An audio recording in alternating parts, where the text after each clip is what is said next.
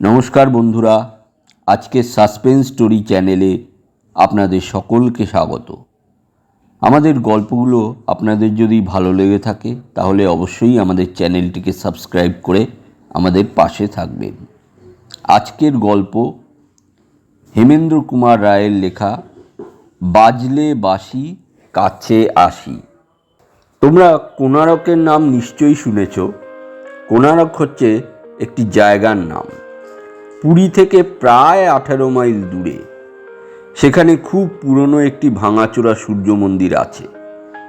মন্দিরের বেশিরভাগ এখন ভেঙে পড়েছে বটে, কিন্তু যেটুকু এখনো দেখতে পাওয়া যায় তা এত সুন্দর যে পৃথিবীর সব দেশ থেকে দর্শকের দল আসে সেখানে মহা আগ্রহে।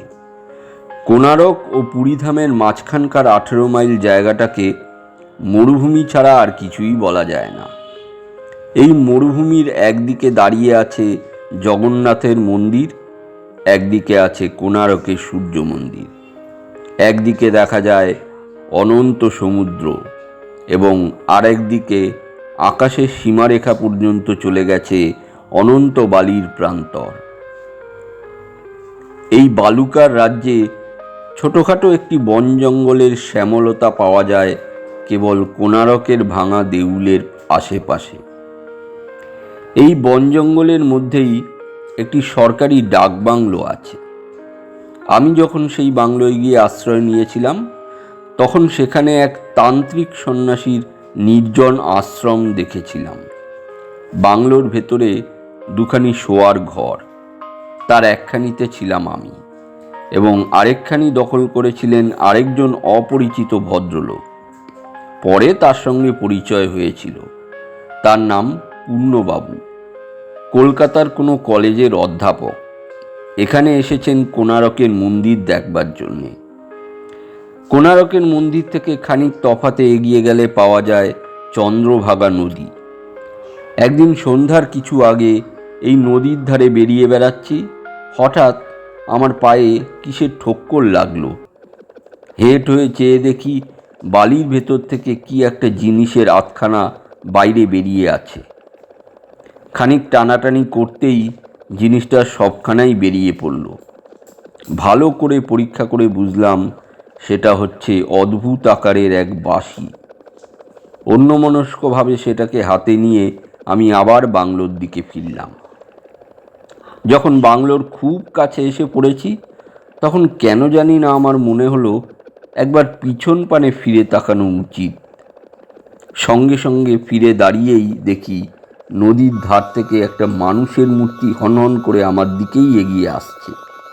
তার যেন খুব তাড়া, অথচ সে কিছুতেই তাড়াতাড়ি আসতে পারছে না। অন্তত তার ভাবভঙ্গি দেখে আমার এই রকমই মনে হলো। সে যেন আসছে আসছে আসছেই। সে আসছে অথচ আসতে পারছে না। সন্ধ্যার আসন্ন অন্ধকারে মূর্তিটাকে স্পষ্টভাবে দেখা যায় না, অথচ তাকে ভালো করে দেখবার জন্য মনের ভেতরে একটা অকারণ কৌতূহল জেগে ওঠে। বাংলোর ঘরের ভেতর বসে বাতির আলোতে বাঁশিটাকে ভালো করে পরীক্ষা করে দেখলাম। বাঁশিটা মোটেই একালের নয়, তামার বাঁশি, এবং বয়সে এ হয়তো কোণারকের মন্দিরের মতোই সুপ্রাচীন। তার গায়ে কতগুলি যেন অক্ষর খোদা রয়েছে, কিন্তু সেগুলো যে কোন ভাষার অক্ষর কিছুই বোঝা গেল না। এই সেকেলে বাঁশিটা এখনো বাজে কিনা দেখবার জন্যে তার রন্ধ্রে একবার ফু দিলাম। আমার সেই সামান্য ফুয়েই বাঁশিটা হঠাৎ আশ্চর্য তীক্ষ্ণ ও তীব্র স্বরে বেজে উঠল। বাঁশি যে অত জোরে বাজতে পারে এটা ছিল আমার কল্পনার অতীত।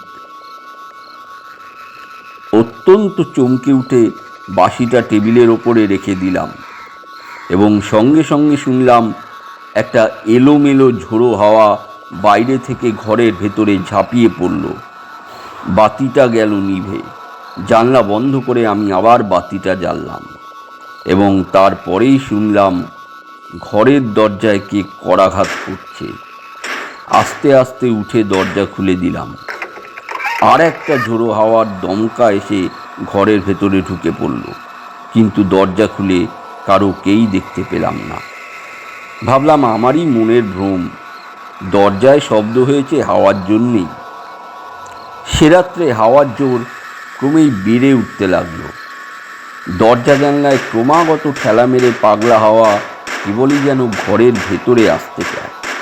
তার আওয়াজ শুনে আমার মনে হলো কোণারকের প্রাচীন ভগ্ন মন্দিরের আত্মা যেন করুণ আর্তনাদ করছে, যেন দেউলের সমস্ত পাথরের মূর্তি হঠাৎ আজ জ্যান্ত হয়ে কাতর কান্না শুরু করে দিয়েছে। অসংখ্য যক্ষ রক্ষ কিন্নর ও নাগকন্যার দল যেন এই বাংলোর চারদিক ঘিরে দল বেঁধে দাঁড়িয়ে রয়েছে, দরজায় করাঘাত করছে তারাই। এরকম সব কথা মনে হওয়া মনের খুব ভালো অবস্থার লক্ষণ নয়। মন থেকে এইসব দুশ্চিন্তা তাড়িয়ে এখন ঘুমোনোর চেষ্টা করাই উচিত। চেয়ার ছেড়ে উঠে ধীরে ধীরে বিছানায় গিয়ে শুয়ে পড়লাম। খানিক পরেই চোখে একটু তন্দ্রার আমেজ এলো, কিন্তু ঘুম আসবার আগেই আমার কেমন সন্দেহ হলো যে বিছানায় আমি আর একলা নই। আমার পাশেই যেন আরেকজন কেউ শুয়ে আছে। টেবিলের ওপরে বাতিটা তখনও জ্বলছিল। সেই আলোতে আড়ষ্টভাবে পাশ ফিরে দেখলাম বিছানায় আমি ছাড়া আর কেউ নেই। নিজের মিথ্যা ভয়ে নিজেই মনে মনে হেসে আমি আবার চোখ মুদে ফেললাম, কিন্তু তখনই আবার মনে হলো আমার পাশে আরেকজন কে এসে শুয়ে পড়েছে। কিন্তু এবারে এই অলীক কল্পনা নিয়ে আর মাথা না ঘামিয়ে আমি নিদ্রা দেবীর আরাধনায় নিযুক্ত হলাম।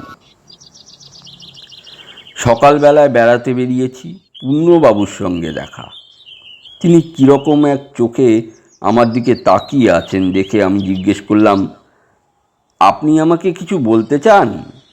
পূর্ণবাবু বললেন, আগে হ্যাঁ, কাল সারা রাত কি আপনার ভালো ঘুম হয়নি? কেন বলুন তো দেখি। কাল সারা রাত আপনার ঘরের ভেতর থেকে নানা রকম শব্দ এসেছে। কে যেন চেয়ার টেবিল সরাচ্ছে, ঘরময় লাফালাফি আর ছুটোছুটি করে বেড়াচ্ছে, দুমদাম করে জানলা দরজা খুলছে আর বন্ধ করছে। এইসব গোলমালে আমিও কাল রাতে ঘুমোতে পারিনি। আমি বললুম, এ তো ভারী আশ্চর্যের কথা, কাল সারা রাত আমার তো ঘুমের কোনো ব্যাঘাতই হয়নি। পূর্ণবাবু অপ্রস্তুত হয়ে বললেন, তাহলে বোধ হয় আমারই শুনতে ভুল হয়েছে, শব্দগুলো অন্য কোনো জায়গা থেকে এসেছে। এমনি সব কথা কইতে কইতে ফিরে এসে আমরা বাংলোর বারান্দার ওপরে উঠেছি। এমন সময় আমার ঘরের ভেতর থেকে হাউমাউ করে চেঁচাতে চেঁচাতে একটা বালক ছুটে বেরিয়ে এলো। বাংলোর রক্ষকের ছেলে। ভয়ে সে ঠকঠক করে কাঁপছে দেখে আমি তার কাছে গিয়ে জিজ্ঞাসা করলাম, কিরে, কি হয়েছে? ও ঘরের খাটে কে বসে আছে। দৌড়ে ঘরের ভেতরে গিয়ে হাজির হলাম। খাটের ওপরে কেউ নেই, কেবল বিছানার চাদরখানা এলোমেলো হয়ে গুটিয়ে পাকিয়ে ঘরের মেঝেই পড়ে রয়েছে। বালক বললে, না, সে ওই খাটেই বসেছিল, ঠিক যেন একটা সাদা কাপড়ে তৈরি মূর্তি। আমাকে দেখেই সে খাট থেকে নেমে এলো। পূর্ণবাবু বললেন, বোধহয় এখানকার কোনো লোক চাদর মুড়ি দিয়ে ছোট ছেলেটাকে ভয় দেখিয়ে আবার পালিয়ে গেছে। আমারও মন বললে তাই হবে। সেদিন সন্ধ্যার পর টেবিলের ধারে বসে বই পড়ছিলাম। হঠাৎ চোখ পড়ল সেই তামার বাঁশিটার দিকে। এই ছোট্ট বাঁশিটা কাল কীরকম জোরে অস্বাভাবিক স্বরে বেজে উঠেছিল সেই কথা মনে পড়ল। এমন অদ্ভুত গড়নের বাঁশি কখনো দেখিনি, এমন তীব্র আওয়াজও কখনো শুনিনি। বাঁশিটাকে আবার তুলে নিয়ে বাজাবার চেষ্টা করলাম। একটি মাত্র ফু দিতেই বাঁশিটা এমন বিকট স্বরে বেজে উঠল যে আমার কান যেন ফেটে গেল। পর মুহূর্তে বাইরে থেকে একটা বিষম ঝোড়ো হাওয়া হু হু করে ঘরের ভেতরে ঢুকে পড়ে আলোটাকে দিল নিভিয়ে। ঘরের জানলা দরজা বন্ধ করে আলোটা আবার জেলে অবাক হয়ে ভাবতে লাগলাম, বাইরে কোনো দুর্যোগ নেই, তবু আচমকা এমন ঝোড়ো হাওয়া জাগে কেন? কালও এই ব্যাপার হয়েছিল, আজও তাই। খাটের দিকে চোখ গেল। বিছানার চাদরখানা আপনা আপনি তাল পাকিয়ে গুটিয়ে যাচ্ছে। এও কি সম্ভব? নিজের চোখকে বিশ্বাস হলো না। চোখ দুটো দু হাতে রোগড়ে ভালো করে আবার তাকিয়ে দেখি, খাটের ওপরে পা ঝুলিয়ে বসে আছে এক কিম্ভূত কিমাকার মূর্তি। ধবধবে কাপড়ের মতো সাদা তার দেহ, তার হাত আছে, পা আছে, মাথা আছে, কিন্তু চোখ, নাক, ঠোঁট দেখা যায় না। কি ভয়ানক! মূর্তিটা উঠে দাঁড়ালো, দুদিকে দুহাত বাড়িয়ে বাঁধো বাঁধো পায়ে যেন কি ধরবার চেষ্টা করতে লাগলো। তার ভাবভঙ্গি অন্ধের মতো। কিন্তু সে কাকে খুঁজছে? আমাকে? এ কথা মনে হতেই দারুণ আতঙ্কে আমি চেয়ার ছেড়ে উঠে দাঁড়ালাম। সেই শব্দ পেয়েই অন্ধ মূর্তিটা বেগে আমার দিকে আসতে লাগলো। আমি এক লাফে দরজার কাছে এসে পড়লাম। পাগলের মতো দরজা খুলে বাইরে বেরিয়ে পড়ে চেঁচাতে লাগলাম, রক্ষা করো, রক্ষা করো! চারদিক থেকে দ্রুত পায়ের শব্দ পেলাম। পূর্ণবাবুর গলায় শুনলাম, ব্যাপার কি মশাই, ব্যাপার কি? দুহাতে চোখ চেপে মাটির ওপরে বসে পড়ে আকুল স্বরে বললাম, ঘরের ভেতরে সেই সাদা কাপড়ের মূর্তিটা। সকলে ঘরের ভেতরে গেল। পূর্ণবাবু উচ্চস্বরে বললেন, কই, কেউ তো এখানে নেই। হতভম্বের মতো ঘরে ঢুকে দেখলাম মূর্তি অদৃশ্য হয়েছে। মেঝের ওপরে দরজার কাছে বিছানার চাদরখানা গড়াগড়ি দিচ্ছে। এমন সময়ে কোণারকের মাঠের সেই তান্ত্রিক সন্ন্যাসী ঘরের ভেতরে ঢুকে বললেন, কি হয়েছে, এখানে এত গোলমাল কেন? বলতে বলতে তার চোখ হঠাৎ টেবিলের ওপরে পড়ে খানিকক্ষণ স্থির হয়ে রইল। তারপর তিনি এগিয়ে গিয়ে টেবিলের ওপর থেকে তামার বাসিটা তুলে নিয়ে সেটা গম্ভীরভাবে ঘুরিয়ে ফিরিয়ে দেখলেন। তারপর বললেন, এটা এখানে কেমন করে এলো? আমি বললাম, ওটা চন্দ্রভাগা নদীর তীরে কুড়িয়ে পেয়েছি।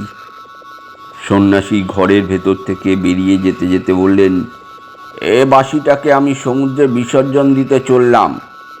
এ হচ্ছে জাদুকরের অভিশপ্ত বাঁশি, এ অমঙ্গলকে ডেকে আনে। এতক্ষণ আপনারা শুনছিলেন হেমেন্দ্র কুমার রায়ের লেখা গল্প বাজলে বাঁশি কাছে আসি। গল্পটা যদি ভালো লেগে থাকে তাহলে অবশ্যই বন্ধুরা লাইক, শেয়ার, কমেন্ট করে দেবেন। ধন্যবাদ।